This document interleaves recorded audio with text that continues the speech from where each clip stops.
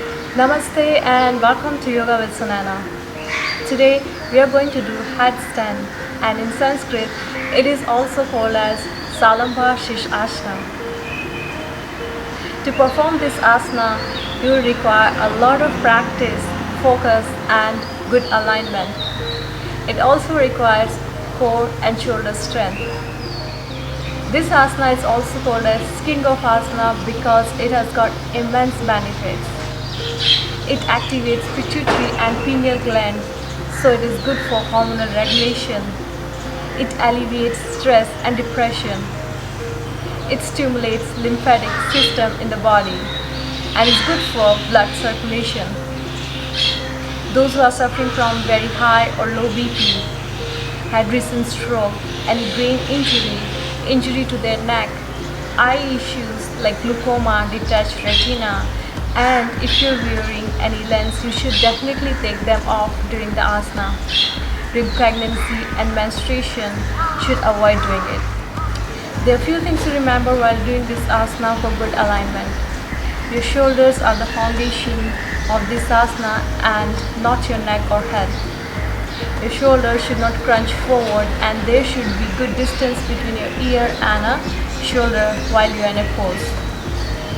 To avoid crunching of the shoulders, your wrist should be upright on the ground and your thumb should be facing upward and not forward.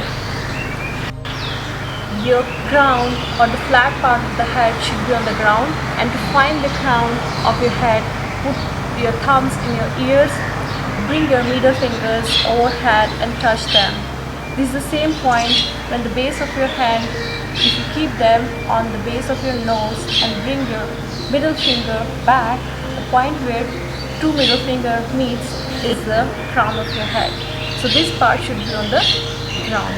And if you're a beginner, you should definitely try it against the wall to support you, or you can tell somebody to stand behind you so that he can support you during the pose.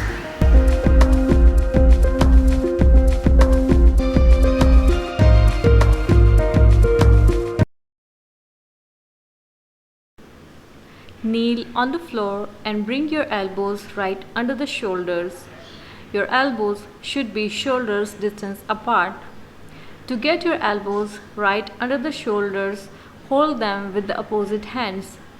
The distance you get should be the distance between the elbows during the pose. If you keep your elbows wider than this distance during the pose, it will cause crunching of the shoulders.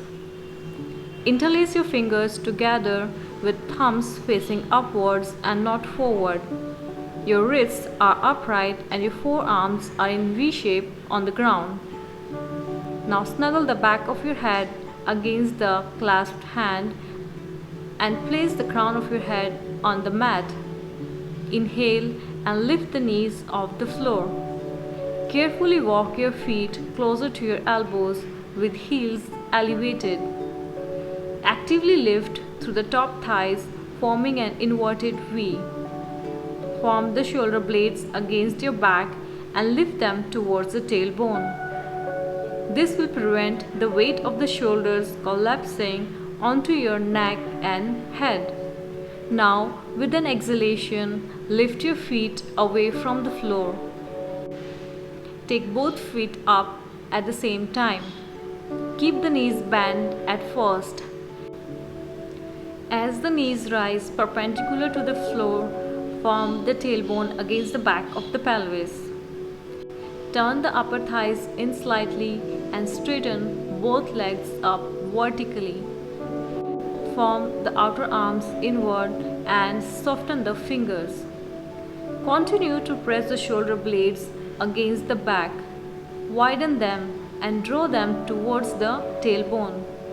And simultaneously continue to lift the tailbone up towards the heel. Once the back of the legs are fully lengthened through the heels, maintain that length and stay in the pose for a couple of breaths. With exhalation, come down slowly by bending your knees first and then bring the feet on the floor. Go to Balasana for a few breaths before you get up.